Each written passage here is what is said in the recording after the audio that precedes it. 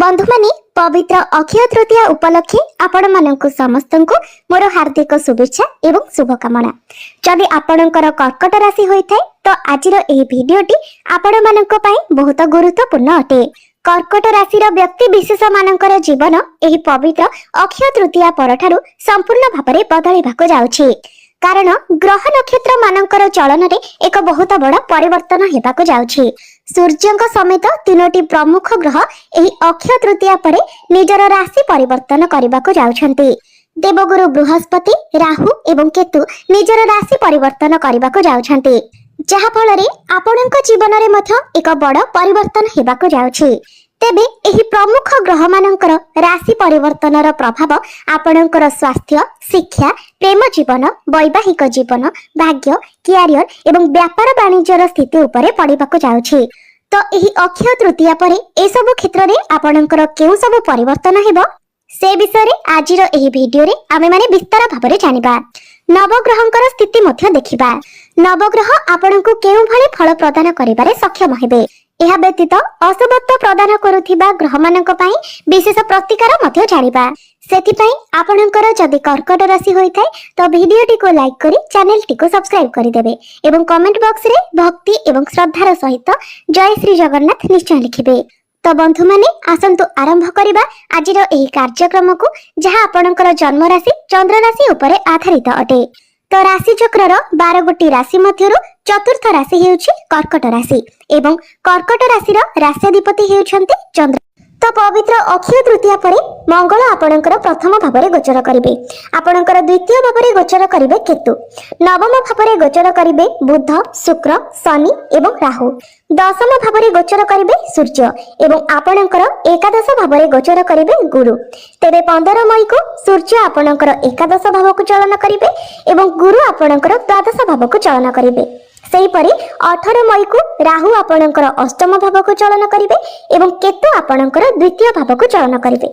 तो एहार प्रभाव रे आपणकर स्वास्थ्य किपरि रहिबो एही अक्षय तृतीया परे से विषय आसंतु सर्वप्रथमे जानिबा।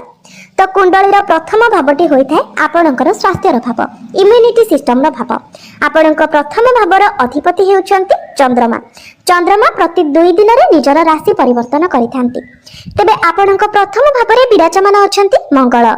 तो बंधु माने अक्षय तृतीया परे आपणकर स्वास्थ्य तो भल रहिबो, मात्र गुरु जेहेतु आपणकर द्वादश भाव को चली जिबे सेति आपणको निजर खाद्य पेय प्रति विशेष ध्यान रखिबार अछि। कारण गुरु द्वादश भावरे गोचर करिबा फଳରେ आपणकर डाइजेशन रे प्रॉब्लम देखा देबो, गैस्ट्रिक एसिडिटी भली समस्या देखा देबो। एबे आसंतु जानिबा आपणकर शिक्षा क्षेत्र किपरि रहिबो पवित्र अक्षय तृतीया परे। तो बंधु माने कुंडलीर पंचम भावटी होइथाय आपणकर शिक्षार भाव। आपणक पंचम भावर अधिपति हेउछन्ति मंगल। मंगल आपणकर प्रथम भावरे विराजमान अछन्ति। सूर्यक दृष्टि मध्ये आपणकर पंचम भाव उपरे रहिबो। तो आपण जदि गवर्नमेंट जॉब पई प्रिपेयर हेउछन्ति तो आपणक पई बहुत भल रहिबो। विशेष करी 15 मई पूर्व जदि आपणकर एग्जाम अछि तो सेथिरे आपणको अधिक शुभफल प्राप्ति हेबो। कारण 15 मई पूर्व आपणको कुंडली रे सूर्य उच्चस्थ रहिबे। गुरुंकर दृष्टि मध्ये पंचम भाव उपरे रहिबो। तो 15 मई पूर्व जदि आपणकर किछि एग्जाम अछि, विशेष करी गवर्नमेंट रिलेटेड किछि एग्जाम अछि तो निश्चित भाबरे सेथिरे आपणको सफलता मिलिबो। एहा व्यतीत पाठपढ़ा रिलेटेड आपण जदि किछि बड़ डिसिजन नेबा पई चाहुछन्ति तो आपण 15 मई पूर्व जदि नियंती तो सेथिरे आपणको अधिक सफलता मिलिबो। आपण जदि किछि फॉर्म फिल अप करबा पई चाहुछन्ति, एडमिशन नेबा पई चाहुछन्ति तो 15 मई पूर्व समय आपणक पई अधिक भल रहिबो। एबे आसंतु जानिबा आपणकर प्रेम जीवन किपरि रहिबो एही पवित्र अक्षय तृतीया परे। तो बंधु माने कुंडलीर पंचम भावटी आपणकर शिक्षार भाव हेबा सहित पंचम भावटी मध्ये होइथाय आपणक प्रेम जीवनर भाव। आपणक पंचम भावर अधिपति हेउछन्ति मंगल। मंगल आपणकर प्रथम भावरे विराजमान अछन्ति। तो आपणकर पार्टनर एही अक्षय तृतीया परे आपणको भल भावरे बुझिबे, आपणको बहुत भल पाइबा देबे, आपणको इंपोर्टेंस देबे। कारण मंगल आपणकर प्रथम भावरे अछन्ति, मात्र आपणको मध्ये टिके जिद्दी स्वभाव रहिबो किंबा आपणको मध्ये टिके एग्रेशन रहि पारे। कारण मंगल आपणकर प्रथम भावरे निचस्थ अछन्ति। तो आपणको मध्ये क्रोध देखा देबो। छोट छोट कथारे आपण चिड़ी जिबे, रागी जिबे, फ्रस्ट्रेट होई जिबे एवं तरबरिया भावरे आपण आपणकर पार्टनर को किछि भी मध्ये कहि देबे। तेबे आपणकर प्रेम जीवन किंतु अक्षय तृतीया परे भल रहिबो कारण आपणकर पार्टनर ए सबरे एडजस्ट करि नेबे। एबे आसंतु जानिबा आपणकर वैवाहिक जीवन किपरि रहिबो एही पवित्र अक्षय तृतीया परे। तो बंधु माने कुंडलीर सप्तम भावटी होइथाय आपणकर वैवाहिक जीवनर भाव। तो आपणकर सप्तम भावर अधिपति हेउचंती शनि। शनि आपणकर नवम भावरे विराजमान अछंती। तो आपणकर जे शनि अढेई चलीथिला वर्तमान ताहा समाप्त होई सारिछि। तेबे शनि जेतेबेले आपणकर अष्टम भावरे थिले आपणकर वैवाहिक जीवन रे अनेक प्रकारर समस्या देखा देउथिला। आपणकर जीवन साथींकर स्वास्थ्य रे मध्ये समस्या देखा देउथिला।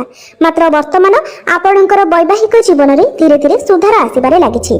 आपणकर वैवाहिक जीवन सुखमय रहइबो। आपणकर जीवन साथींकर स्वास्थ्य रे मध्ये आपण उन्नति देखिबाको पाइबे। एहा व्यतीत एही अक्षय तृतीया परे आपणक जीवन साथींकर क्यारियर रे एवं भाग्य रे मध्ये आपण ग्रोथ देखिबाको पाइबे। तो अक्षय तृतीया परे आपणकर वैवाहिक जीवन बहुत भल रहिबो। तो केवल आपणको आपणक क्रोध उपरे नियंत्रण करिबार अछि। जेहेतु आपणकर प्रथम भावरे मंगल निचस्थ रहिबे तेणु आपणको आपणक क्रोध उपरे टिके नियंत्रण रक्षा करिबाको हेबो। एबे आसंतु जानिबा सबुठारु गुरुत्वपूर्ण विषय वस्तु आपणकर भाग्य क्यारियर एवं व्यापार वाणिज्यर स्थिति किपरि रहिबो एही पवित्र अक्षय तृतीया परे। तो बंधु माने कुंडलीर नवम भावटी होइथाय आपणक भाग्यर भाव। आपणक नवम भावर अधिपति हेउछन्ति देवगुरु बृहस्पति। तो बृहस्पति आपणकर एकादश भावरे विराजमान अछन्ति। मात्र 15 मई को गुरु आपणकर द्वादश भाव को चलन करिवे। तो बंधु माने आपणकर भाग्य भावर अधिपति होई गुरु जतेबेले आपणकर द्वादश भावरे चलन करिवे तो सेतेबेले होयतो आपणको आपणक भाग्यर सेतेटा साथ मिलि न पारे। तो 15 मई पूर्वरु जदि आपणकर किछि शुभ मांगलिक कार्य करिवार अछि तो आपण करि नियंतु। किबा जदि किछि बड़ काम करिबाकू चाहुछन्ति किछि बड़ जिनिस किना बिका करिबाकू चाहुछन्ति किछि इन्वेस्ट करिबा पई चाहुछन्ति तो ए सब काम आपण 15 मई पूर्वरु करि नियंतु। कारण 15 मई परे लगातार 1 वर्ष पर्यंत आपणको आपणक भाग्यर सेतेटा साथ मिलिबो नाही। कारण संपूर्ण 1 वर्ष पर्यंत गुरु आपणकर द्वादश भावरे रहिबे। बंधु माने गुरु जेतेबेले आपणकर द्वादश भाव को चली जिबे तो द्वादश भावटी होइथाय खर्चर भाव। तेणु आपणकर खर्चरे वृद्धि हेबो एवं 15 मई परे आपण इन्वेस्टमेंट थारु जदि दूरे रहंती तो आपणक पई भल रहिबो।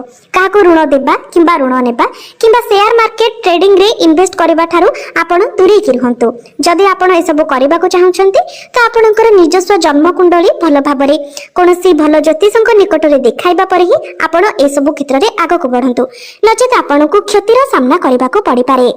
एबे आसंतु जानिबा आपणकर क्यारियर किपरि रहिबो एही पवित्र अक्षय तृतीया परे।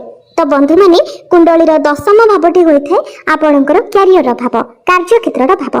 आपणकर दशम भावर अधिपति हेउछन्ति शनि। शनि आपणकर नवम भावरे विराजमान अछन्ति एवं आपणकर दशम भावरे विराजमान अछन्ति सूर्य।